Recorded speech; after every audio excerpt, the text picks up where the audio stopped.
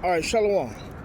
First, I start by saying all praise to you. How will by Shem Shai, by Shem Crocodiles, of honor to the elders and the apostles of we will, and salutations to the brothers that's doing the truth and sincerity. My name is Pt.1, and I'm here to prophesy about the downfall of America, man, just as well as the surrounding kingdoms. That's all the heathen that are in their lands with their wealth, living it up. Yeah, all that's going to be taken from them. The scriptures say the forces of the Gentiles shall be brought unto thee, basically. So I'm going to go ahead and start there. This is impromptu, so bear with me. I'm trying to do a walking as well.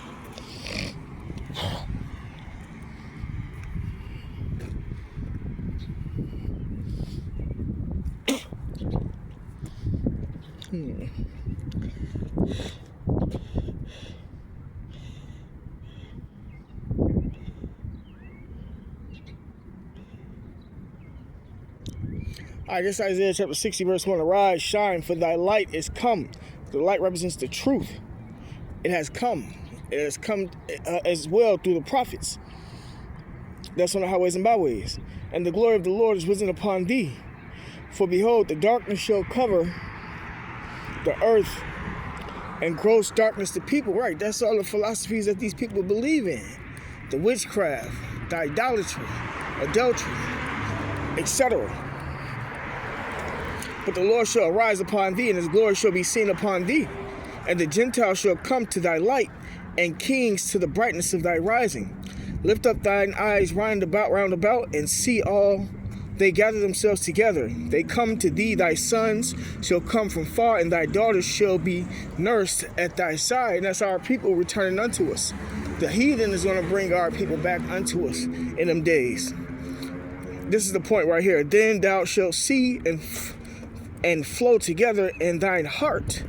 Thy mind shall fear and be enlarged, because the abundance of the sea shall be converted unto thee. The forces of the Gentiles shall come unto thee. Right? The forces of the Gentiles, meaning all their wealth, is going to be turned over unto us.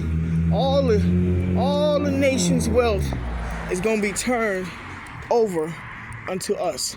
But starting with the elect, the chosen, the ones that's doing the will of Yahweh Shem Shai, man. Their diamonds, gold, resources, lands, etc. is going to be given to us. You know, that's why you have to, right now, act as a ruler, a king.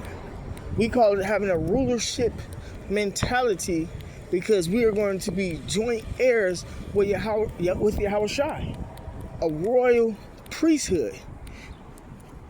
The rules of this world, so you're supposed to be practicing right now. You ain't supposed to be waiting on nobody. You ain't supposed to be dependent on nobody. This is between you and your fight with the Lord, so that you can be delivered, so you get your salvation.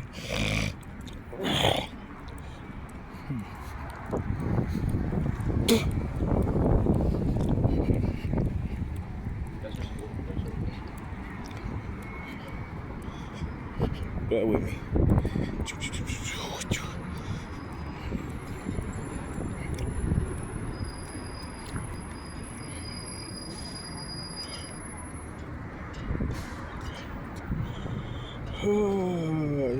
Let's see.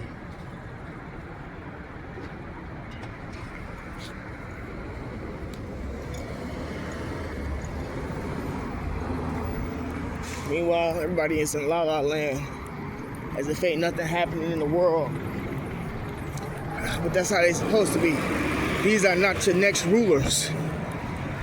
These niggas, Latins, Native Americans, sagging their pants are not your next rulers. The LGBT community is not your next rulers, etc.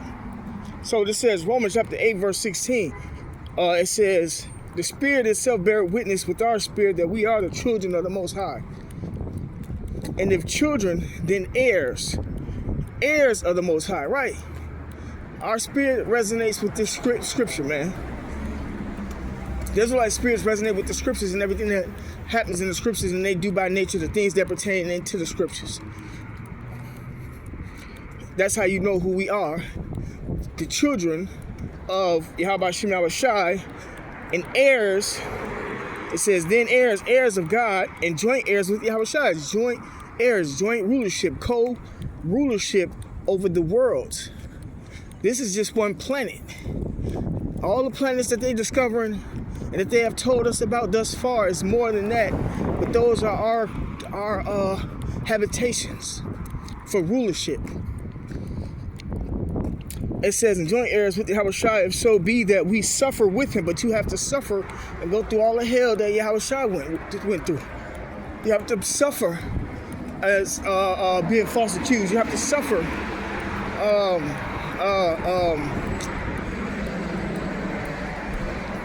what do you call it? Being false accused. What was I saying? Oh, being in prison, being put to death. So you have to suffer being called a witch, a warlock. Imagine what's going to happen when the spiritual powers come, and how the 2/3 is going to react in those days. You know, you have to suffer those things, man. It says,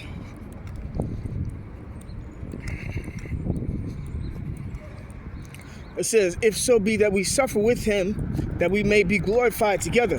For I reckon that the suffering of this present time are not worthy to be compared with the glory which shall be revealed in us. Right? Our sufferings is not worthy to be compared to the things that we're going to receive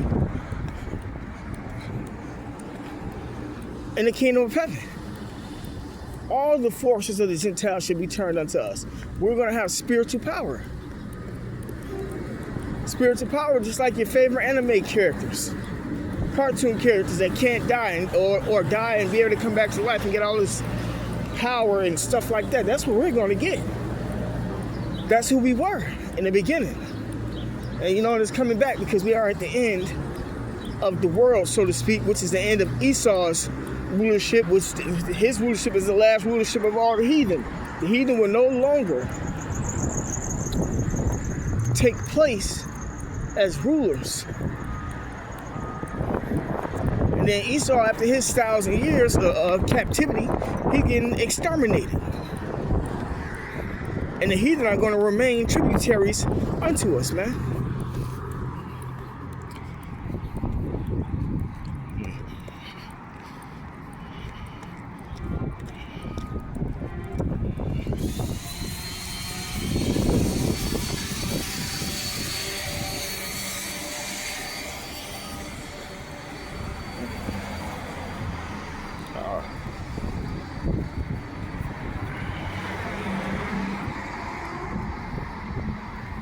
This 1 Peter chapter 2, verse 9.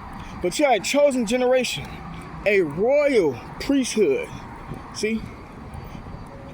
And a holy nation, a peculiar people, that ye should shew forth the praises of him who have called you out of darkness into his marvelous light. The darkness represents the wickedness that's going on in this world. All the philosophies that are contrary to the doctrine of Yahweh Shem Yahweh Shai. And the light represents the truth. We were called as an election, as a chosen. You have an unction for the Father, and you know all things. We were chosen to teach the world the truth on this side, then go in as kings and execute the judgments as rulers. Execute what is written in the scriptures that we could execute on this side. The heathen will come and be subjected unto us, and we're going to teach them our ways and make them line up. And anyone that doesn't want to line up, anyone that fucks up, even if they don't fuck up, we're going to beat them with a rod of iron. They did that to us. That's what's coming.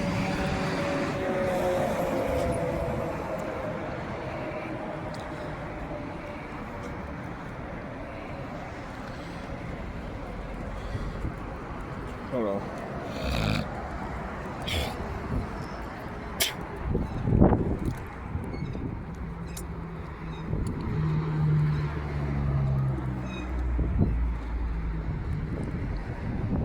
Isaiah chapter 2, verse 1, it said, the word that Isaiah, the son of Amoz, saw concerning Judah and Jerusalem. And it shall come to pass in the last days that the mountain or the government of the Lord's house shall be established in the top of the mountains, at the top of the governments of the heathen. Our nation is going to be established above all the heathen's nations, and shall be exalted above all the hills, above the hills represents the nations. And all nations shall flow unto it, all the heathen nations are going to flow unto us. And many people shall go and say, come ye, and let us go up to the mountain of the Lord Yahweh, to the house of the God of Jacob, and he will teach us of his ways. They ain't going to have no other choice. It's a precept that says, surely God is with thee. If I'm not mistaken, or God is in thee, they don't see us in our power, man. They only been able to see strange things via the left-hand side. Wait till they see what the right-hand side got to offer. It says, to the house of the God of Jacob, and he will teach us of his ways. And we will walk in his paths. For out of Zion shall go forth the law and the word of the Lord Yahweh from Jerusalem. Yeah. They're going to want to know our ways. They ain't going to have no other choice. All the curses are going to apply to them.